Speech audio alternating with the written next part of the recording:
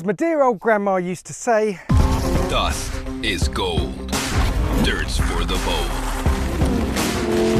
And Lamborghini, it seems, agrees, because if you've ever driven a supercar on anything other than a pebble smooth road or racetrack, you'll know they can be a bit of a pain. But what if there was a supercar with none of the hassle, that was actually designed for bumpy and loose surfaces? Well, that's the pitch with this, the new Lamborghini Huracán Sterrato, and today we're going to find out just what it's capable of. The plan is this: to drive the Sterrato on 3 surfaces: the public road, a traditional tarmac circuit, and on a dirt track, because, in theory at least, that should be the Sterrato's natural environment.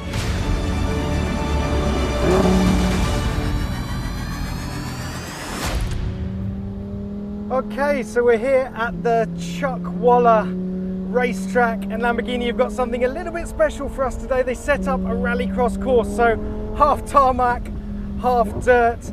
And let me just point out the obvious: this car is not going to be as fast as the standard Huracán on a track. Higher suspension, softer dampers, you've got the all-terrain tyres. It'll still do 0 to 60 in 3.4 seconds and 160 miles an hour.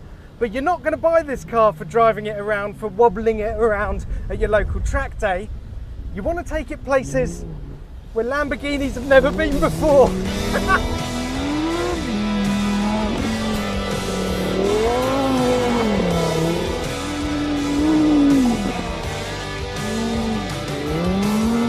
Yeah, the thing about launching an off-road supercar at a track in the middle of the desert is your surroundings become part of the playground too.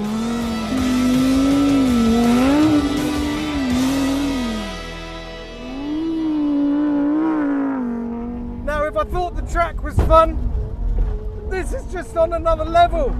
Oh! So what Lamborghini's done is turned the Huracán into a rally car, which is a decision I very much approve of. Now, when you talk about modes, we've got a new one down here. It's called Rally Mode. Yes, it loosens off the ESC, sends more power to the back axle, and makes big heroic drifts like this one that I'm hopefully going to demonstrate there into low-hanging fruit. Why is this so much fun? I have to ask myself. Because it's just controlled hooliganism, basically. I've got all those supercar touch points, the sound of the 5.2 litre V10. I've got the snap of the gearbox. I've got the low slung seating position, and yet I'm hoofing it about off-road. The margins are fatter, the limits are lower. Oh, that's so satisfying. The technique here is to turn in tight, keeping the nose on the inside of the corner like that. And it will make its way around. So the car actually knows how much steering angle you're putting into the car, and if it senses you adding more lock, then it will brake that inside rear wheel just to help you get around the corner. But honestly, you don't need loads of lock at all. If you get it right, you've just got that perfect 4-wheel drift. And this is a car that's all about having fun. So if you look at the other end of the Huracán spectrum, you've got the STO. That's more about noise and about drama. This is pure fun. And I tell you what, you could be Colin McRae or my mum and have fun in this.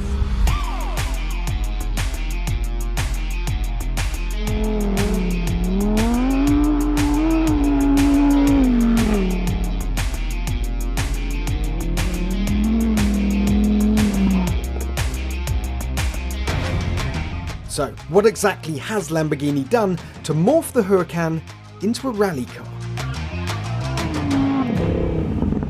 So, we have quite a lot going on. We have reprofiled front bumper, rear bumper, side skirts to improve the approach and departure angles, although to be fair, the front overhang is still fairly large, which is why you've got a front skid plate and underbody armour under there. You've also got these front mounted spotlights, because rally. They're rather crudely bolted on here, but don't tell anyone. I quite like them.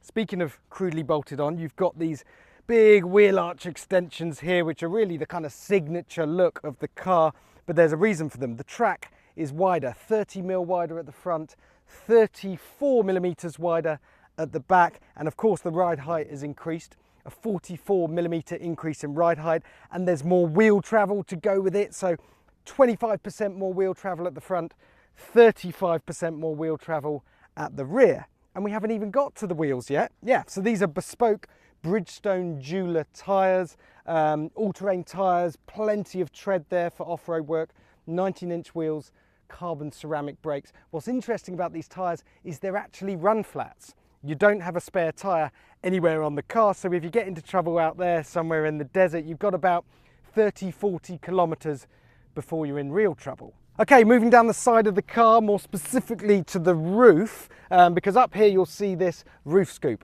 I'm a big fan of a roof scoop, especially when it's functional, because normally the intake for a Huracan's engine is in here, but you're going to be kicking up all sorts of dirt and sand and crap, and you don't want that going in your 5.2 litre V10, hence the roof scoop, hoovering up a much cleaner stream of air. You've also got these roof rails, so you can, in theory, add accessories, add a bike rack, add a roof box, whatever you fancy. Not entirely sure what that's going to do to the air trying to go into your engine, but hey, coming to a hipster Insta page near you, a Huracan Sterrato with multiple bikes and outdoor equipment on the roof.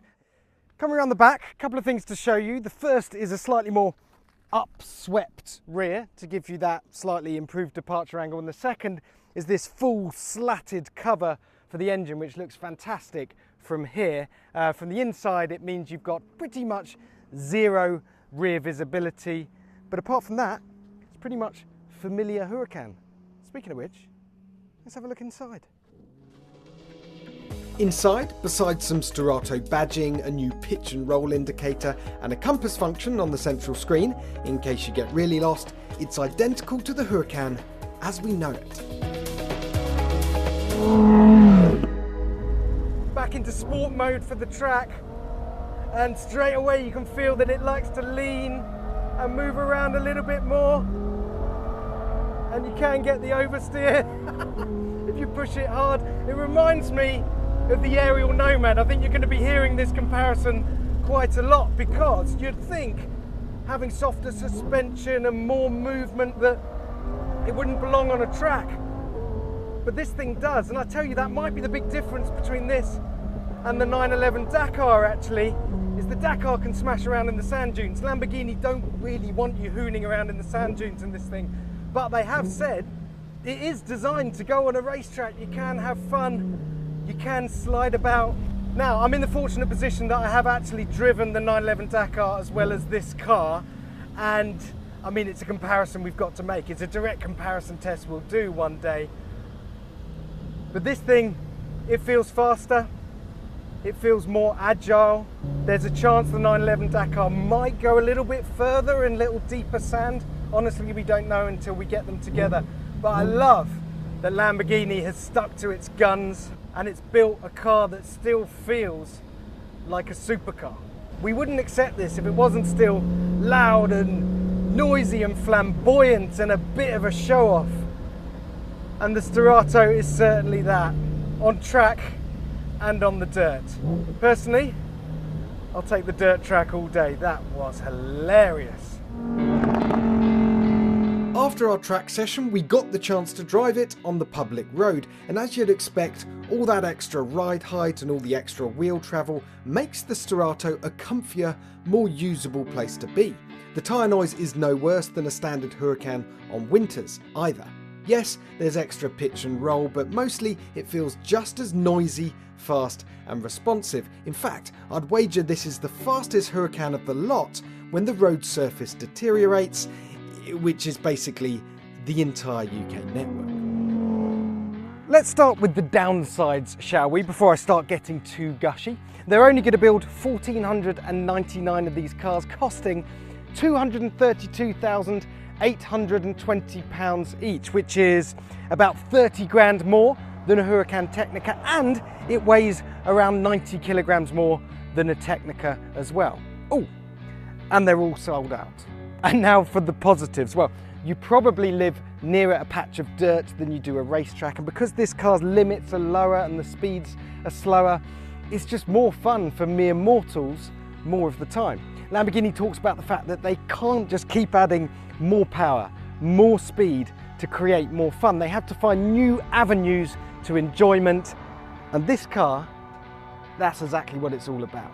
It is comfier on the road, it's hilarious on track, it's absolute magic on a loose surface. And if a supercar's job in this world is to not take itself too seriously and to make the driver and all the people around it smile, well, I reckon this car can make a strong case for itself to be the best supercar in the world.